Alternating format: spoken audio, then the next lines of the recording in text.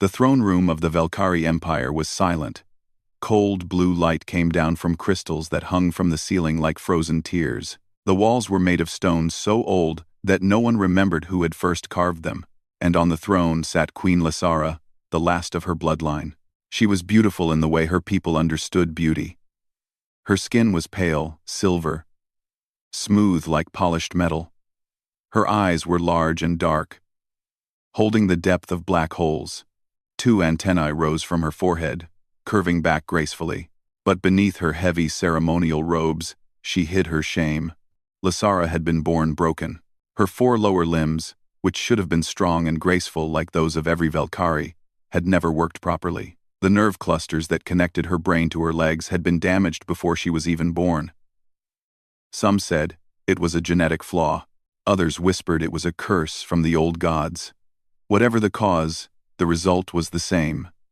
The queen of 40 star systems could not walk without assistance. She could not stand without her servants holding her up, and she could not bear children.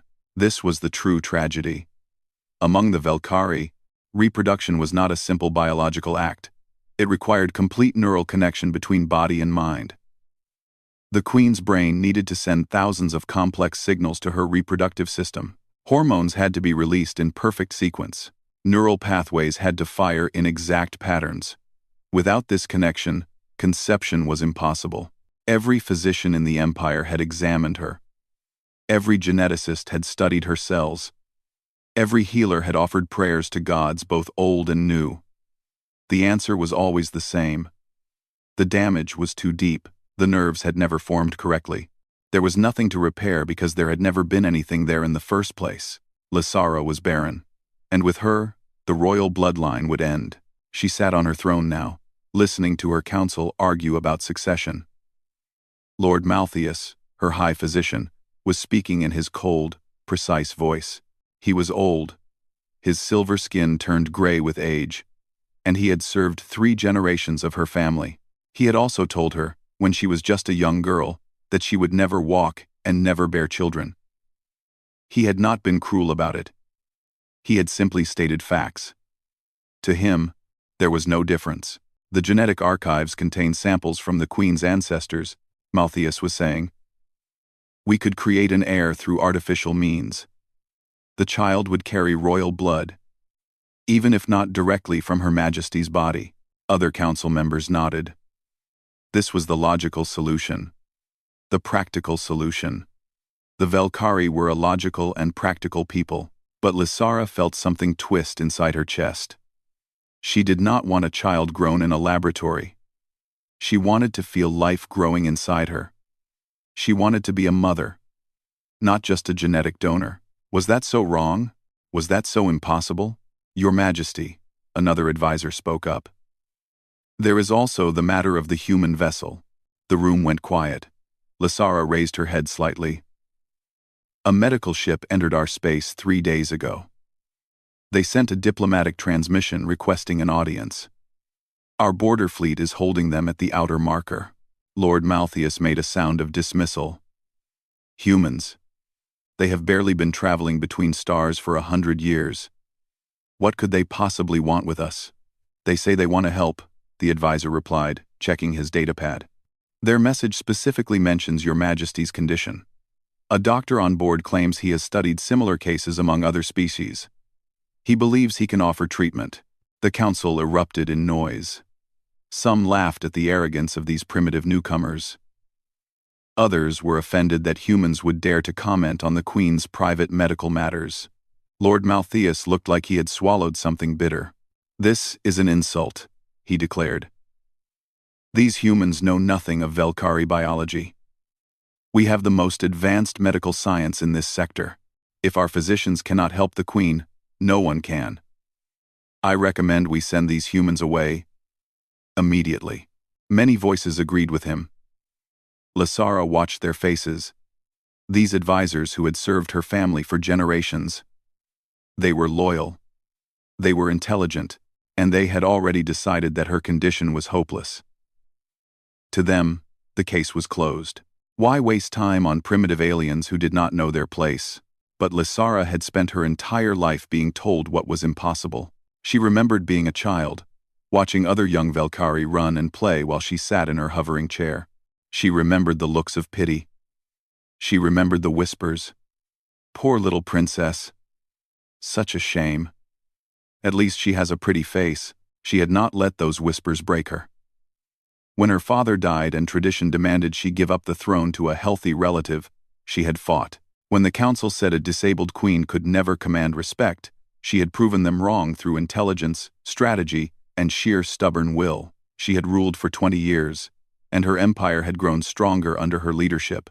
Now they wanted her to give up again, to accept that she would never be a mother, to let her bloodline die because the finest physicians in the empire had failed. Lysara was tired of accepting failure. "Let them come," she said. The council fell silent. Lord Malthius stared at her. "Your Majesty? The humans. Let them come. I will grant them an audience. But, Your Majesty, this is highly irregular. These primitives cannot possibly—" Lord Malthius. Her voice was soft but carried the weight of absolute authority. "I have spent my entire life listening to what cannot be done. I have heard every expert tell me what is impossible. And yet I am still here, still ruling, still breathing." She looked at him with those dark, endless eyes. "I will hear what these humans have to say. If their ideas are foolish, we lose nothing but a few hours. But if they offer even the smallest chance—" She paused, and for a moment, her mask of royal composure slipped. Beneath it was simply a woman who wanted desperately to hope. "I will take that chance." The council had no response. When the queen spoke in that tone, argument was pointless. 3 days later, the human ship landed in the palace courtyard, and Dr. Samuel Okonkwo stepped onto Valkyrie soil for the first time. He had no idea that he was about to change the course of an empire. Dr. Samuel Okonkwo was not a tall man. He was not particularly handsome by human standards. His hair was graying at the temples, and his brown skin was lined with the marks of 53 years of life. He wore simple clothes, a white medical coat over a plain shirt, and carried only a small bag and a datapad. When he walked into the throne room of the Valkyrie Empire, surrounded by guards who towered over him by 2 feet, he did not look impressed or afraid. He looked curious. His eyes moved across the crystal ceiling, the ancient walls, the floating platforms where advisors sat. He studied everything like a student seeing something wonderful for the first time. Lord Malthius watched this human with barely hidden disgust. The creature was so small, so plain.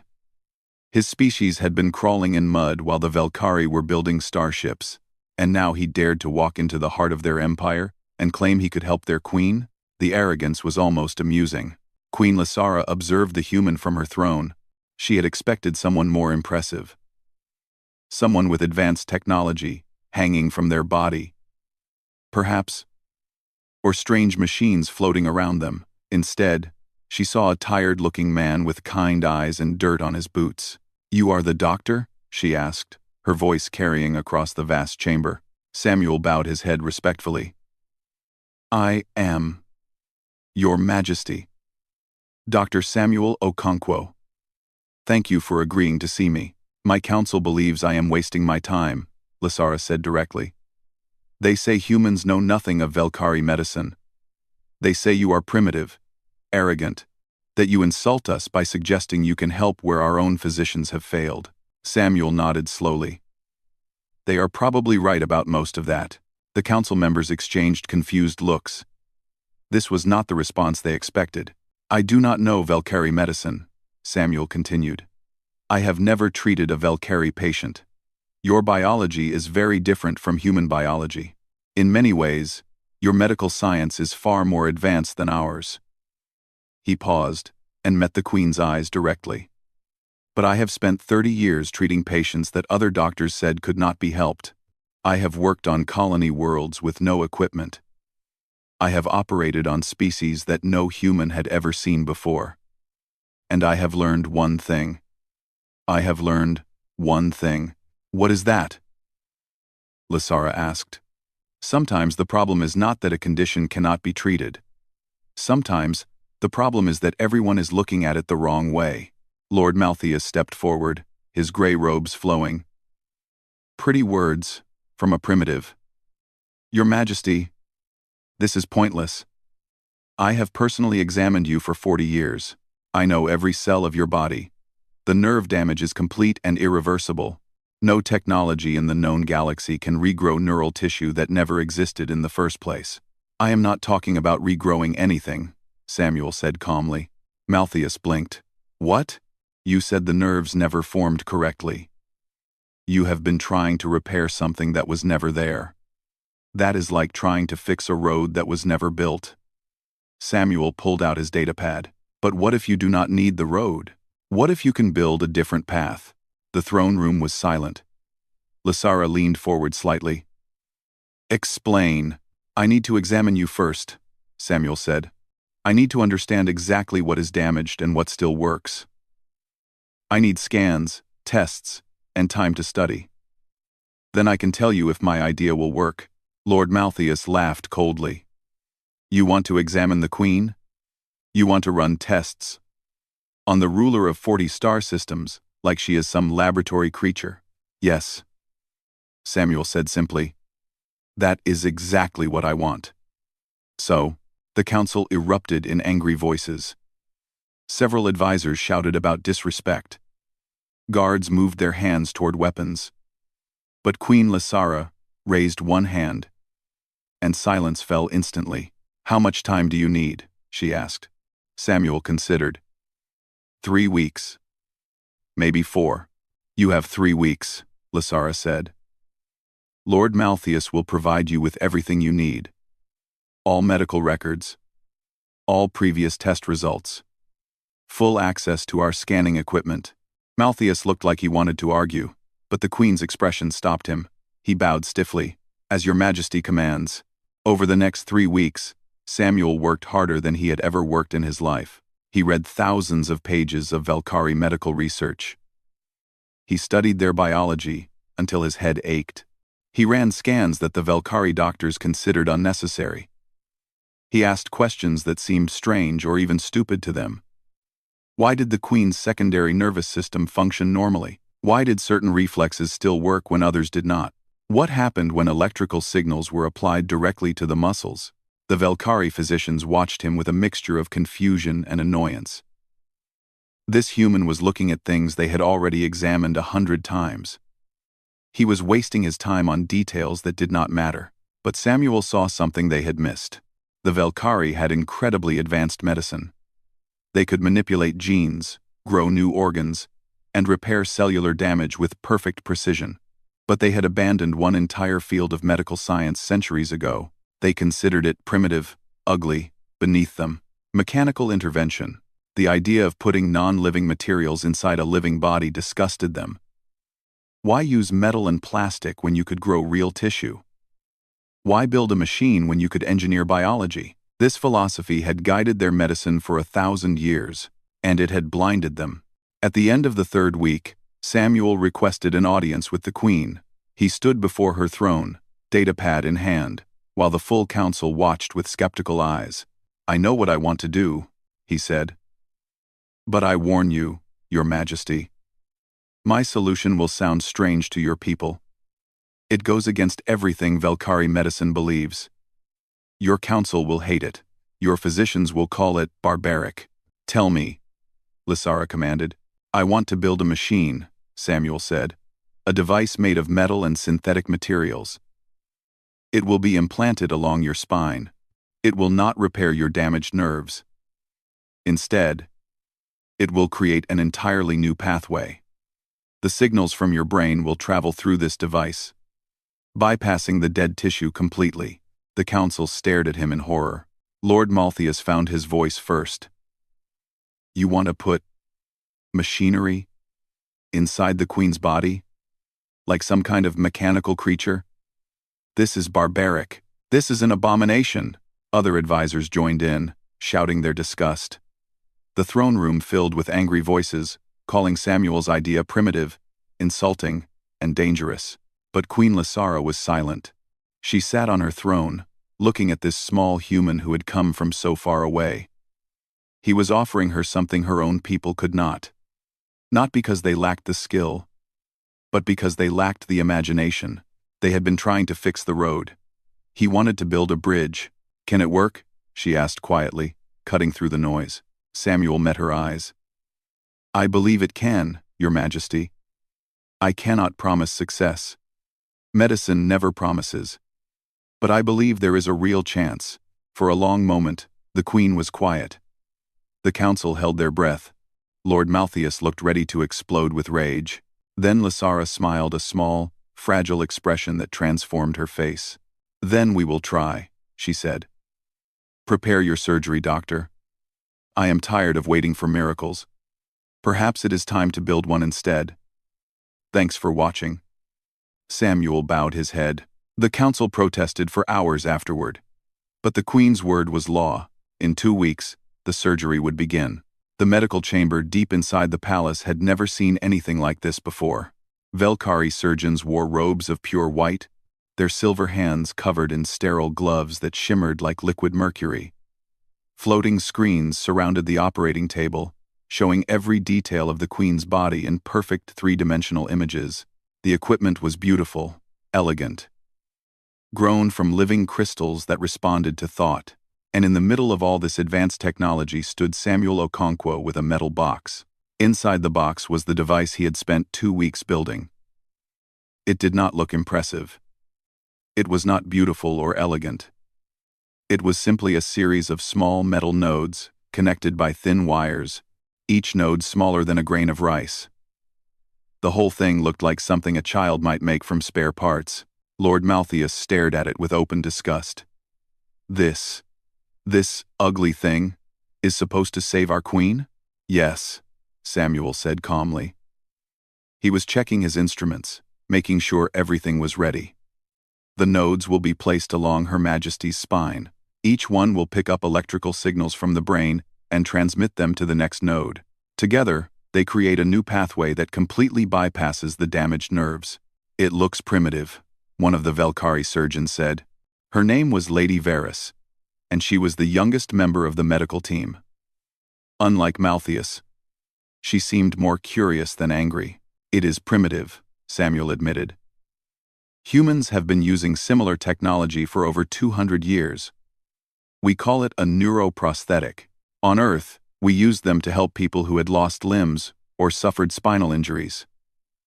He looked at the device with something like affection. "It is not elegant. It is not beautiful. But it works." Queen Lysara lay on the operating table, her ceremonial robes replaced by simple medical garments. For the first time, the surgical team could see her body clearly. Her upper limbs were strong and healthy. But her 4 lower limbs were thin, withered things that had never known proper movement. Muscles that had never been used had wasted away over 40 years. She looked vulnerable. She looked afraid. But her voice was steady when she spoke. "I am ready, doctor." Samuel nodded and moved to her side. "The surgery will take many hours, Your Majesty. You will be asleep the entire time. When you wake up." He paused. "I cannot promise what you will feel. The device may need adjustments. Learning to use it may take time. But if everything goes well, you will feel your legs responding to your thoughts for the first time." Lysara closed her dark eyes. "For 40 years, I have dreamed of that feeling. A few more hours of waiting is nothing." The sedation was administered, and the Queen slipped into deep sleep.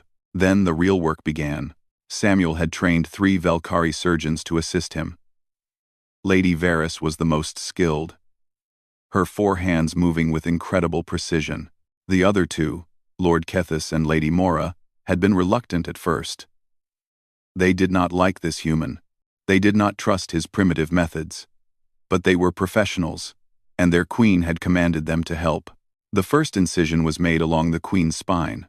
Velkhari skin was tougher than human skin, more like soft leather than flesh, but their surgical tools cut through it easily, revealing the complex structure beneath. Samuel had studied Velkhari anatomy for weeks, but seeing it in person was different. Their spinal column was not bone like in humans. It was a flexible cartilage structure, wrapped around bundles of nerve tissue. The nerve clusters that controlled the lower body should have connected to the brain through this pathway. But in Lasara's case, those connections had never formed properly. The nerve tissue simply stopped. It went nowhere. It was like a road that ended in the middle of a desert.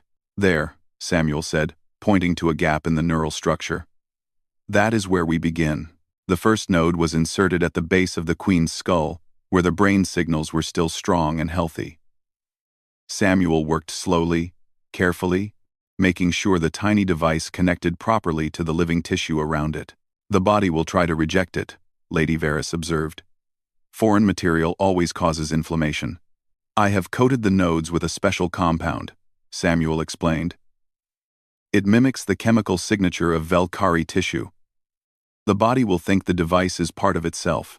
Malthius, who was observing from behind a screen, made a skeptical sound, but he said nothing. Hour after hour, the surgery continued. Each node had to be placed perfectly. Too far to the left, and it would miss the nerve signals.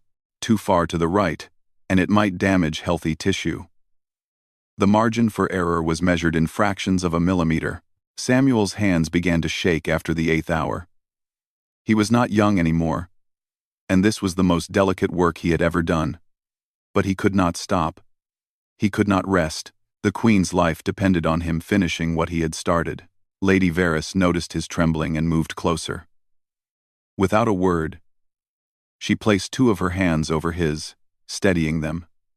Their eyes met. "We finish this together," she said quietly. Samuel nodded gratefully. By the 12th hour, only 3 nodes remained. Samuel's vision was blurring with exhaustion. His back screamed with pain from bending over the operating table for so long.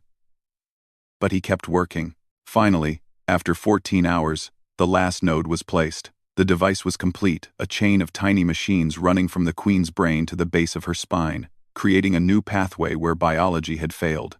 "Now we test it," Samuel said, his voice hoarse. He activated the device. A small light on his control panel turned green. Signals were flowing. The bridge was open. "Reduce sedation," he ordered. Slowly, the Velkhari surgeons adjusted the medications. Minutes passed. Then the queen's eyes began to move beneath her closed lids. Her antennae twitched. Her upper hands clenched slightly, and then something miraculous. Her lower left leg moved. Just a small twitch. A tiny motion that would mean nothing in any other patient. But Queen Lasara had never moved that leg voluntarily in her entire life. Lady Varys gasped. Lord Keithus stepped back in shock. Even Malthius, watching from behind his screen, went completely still. "It is working," Varys whispered.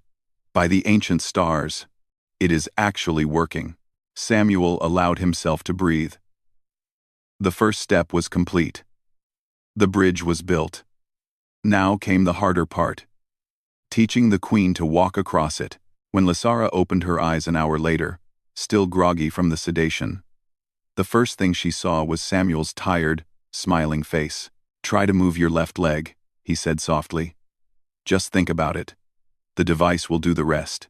Lasara concentrated. For 40 years, such commands had gone nowhere, lost in the void where her nerves should have been. But now, her leg shifted, not much, not gracefully, but it moved because she wanted it to move. Tears fell from the queen's dark eyes, the first tears she had shed since childhood. "I felt it," she whispered. "I felt my own leg." Samuel took her hand gently. "This is only the beginning, Your Majesty. There is still much work to do. But yes, you felt it. And you will feel more." Outside the medical chamber, news spread through the palace like fire. The impossible had happened. The queen had moved her legs, and the primitive, arrogant human had made it possible. 3 months had passed since the surgery. The palace had transformed into something new, something full of hope. Every morning, Queen Lasara practiced walking in the royal gardens. At first, she could only manage a few steps before exhaustion overwhelmed her. Her muscles had never been used. They were weak, like those of a newborn child. But she did not give up. She practiced every day, pushing herself further, demanding more from her body. Samuel was always there, watching, adjusting the neural bridge when needed, encouraging her when she stumbled. Again, he would say when she fell. You must try again, and she would rise. Again, and again, and again. By the end of the first month, she could walk across her bedroom without assistance. By the end of the second month, she could climb stairs. By the end of the third month, she walked into her throne room on her own 2 feet for the first time in her life. The court had watched in stunned silence. Advisors who had known her since childhood wept openly. Guards who had carried her for decades stood frozen with shock. Even Lord Malthius, who had opposed the surgery from the beginning, could not hide the emotion on his aged face. Queen Lysara had walked to her throne and sat down without help from anyone. The impossible had become real. But this was not the end. This was only the first step. Now came the true test, the reason Samuel had really come to the Velkhari Empire. Walking was wonderful, yes. It changed the queen's life completely, but there was something she wanted even more than the ability to walk. She wanted to be a mother. The neural bridge has restored full communication between your brain and your lower body, Samuel explained one evening as they sat in the queen's private chambers. This includes your reproductive system. The signals that were blocked before can now travel freely. Lysara listened carefully. Her heart's Velkhari had too were beating faster than normal. You are saying, conception is now possible? I believe so, Samuel said. But I must be honest with you, Your Majesty. Velkhari reproduction is complex. It requires perfect synchronization between 2 nervous systems during the bonding process. The neural bridge helps your own signals flow correctly, but bonding with a partner, that is something I cannot control. That is something only you can do. The queen nodded slowly. She understood. The bridge was a tool. Using it successfully was her responsibility. I have chosen a consort, she said quietly. Lord Revian of the Northern Systems. He is kind, patient. He has agreed to attempt the bonding ceremony with me, knowing that failure is possible. Samuel smiled. Then you have everything you need, Your Majesty. The rest is up to biology, and perhaps a little luck. 2 weeks later, the sacred bonding chamber was prepared for the first time in 3 generations. The chamber was deep underground, carved from crystal that sang with harmonic frequencies. These frequencies helped synchronize the neural patterns of bonding partners. No technology was allowed inside. No machines, no devices, only 2 Velkhari, their minds and bodies connecting in the ancient way. Samuel was not permitted to enter the chamber. No one was. This was the most private and sacred ritual in Velkhari culture. He could only wait outside with the rest of the court, monitoring the telemetry from the queen's neural bridge on his datapad. The signals looked good, strong, stable, but signals were just numbers on a screen. They could not tell him what was happening inside that chamber. They could not tell him if the bonding was working. Hours passed. The court waited in tense silence. Lord Malthius stood apart from the others, his expression unreadable. Lady Varys stood beside Samuel, occasionally glancing at his datapad with nervous eyes. The neural patterns are synchronizing, Samuel murmured. That is a good sign, but it does not guarantee success, Varys replied. No, nothing guarantees success. We can only hope. More hours passed. Samuel's legs grew tired from standing. His eyes ached from staring at the datapad. But he did not move. He could not move. Not until he knew. Finally, as the first light of dawn crept into the waiting chamber, the doors of the bonding room opened. Queen Lysara stepped out. She was tired. Her ceremonial robes were wrinkled. Her antennae drooped with exhaustion. But there was something in her eyes. A light that had not been there before. Her hand rested gently on her abdomen. The court held its breath. The bonding was successful, Lysara announced, her voice trembling with emotion. I carry an heir. The explosion of joy that followed shook the palace walls. Advisors embraced each other. Guards broke protocol to cheer. Servants wept with happiness.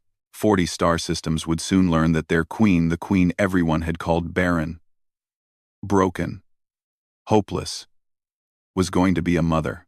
Samuel stood quietly amid the celebration, relief flooding through his body. He had done it. Against all odds, against all expectations, he had helped make this possible. Lady Varys grabbed his hands and squeezed them tightly. "You did it, human. You actually did it."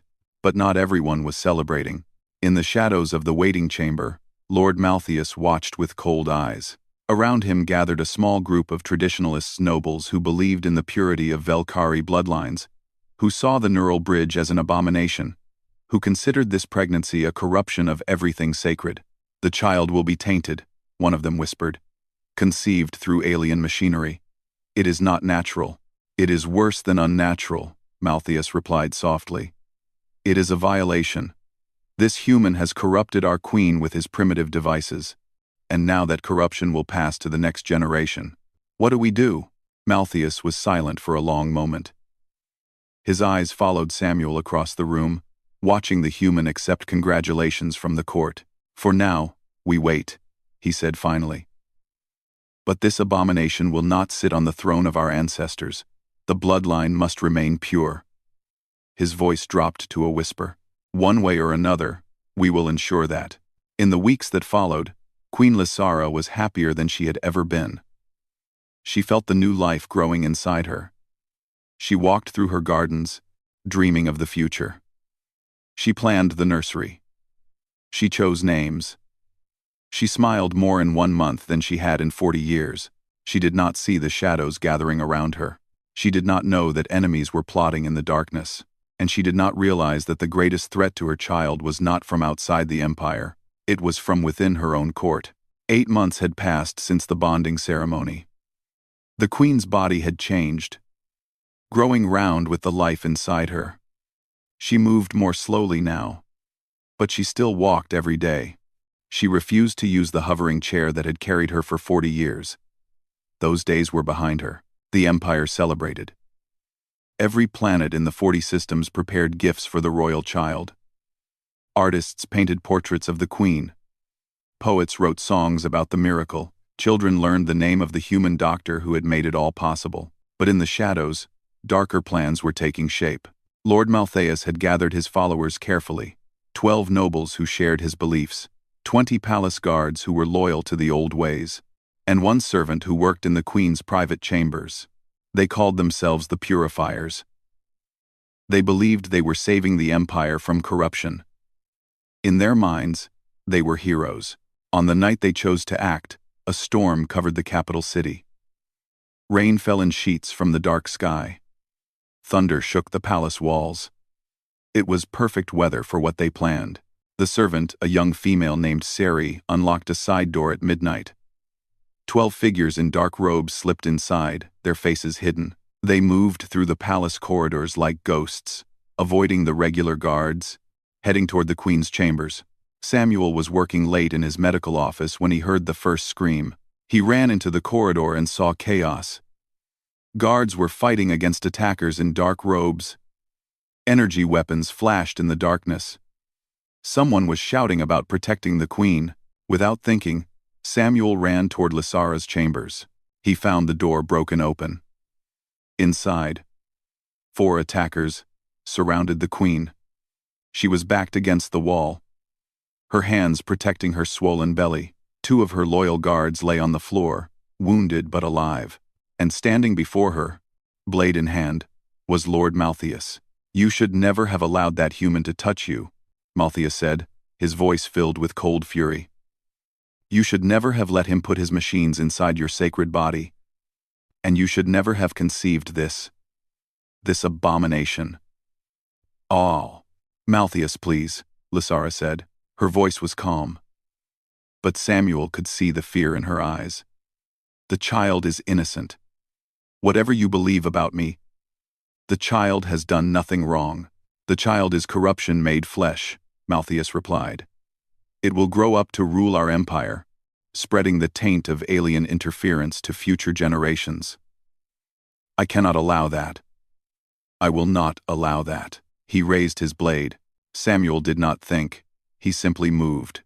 He threw himself between Maltheus and the queen, grabbing the old physician's arm before the blade could fall. They struggled, crashing into furniture, knocking over a table. Samuel was younger and stronger, but Maltheus fought with the desperate energy of a fanatic. The blade cut across Samuel's chest, drawing blood. He gasped in pain but did not let go. "Guards!" Samuel shouted. "Someone help!" Lady Varys burst through the door with 6 loyal soldiers behind her. In seconds, the attackers were overwhelmed. Maltheus was thrown to the ground, his blade kicked away, his hands bound behind his back. Samuel collapsed against the wall, pressing his hand to his bleeding chest. The wound was not deep, but it hurt terribly. Lysara rushed to his side, her movements awkward with pregnancy but her concern clear on her face.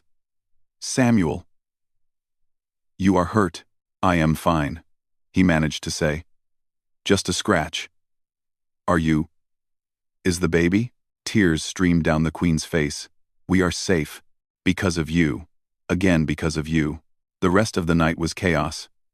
The purifiers were arrested. Their plot was exposed.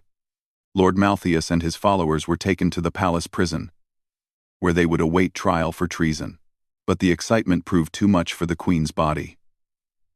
As dawn broke over the capital, Lysara felt the first pains of labor 3 weeks earlier than expected. Samuel, despite his wound, refused to leave her side.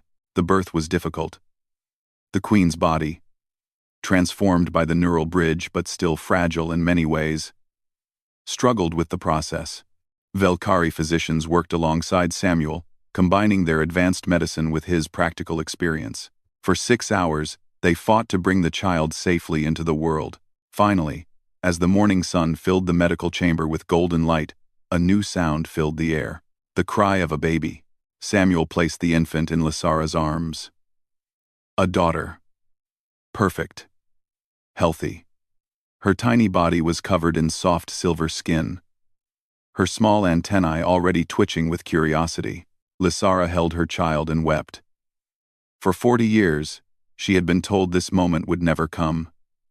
For 40 years, she had dreamed of holding her own baby, knowing it was impossible.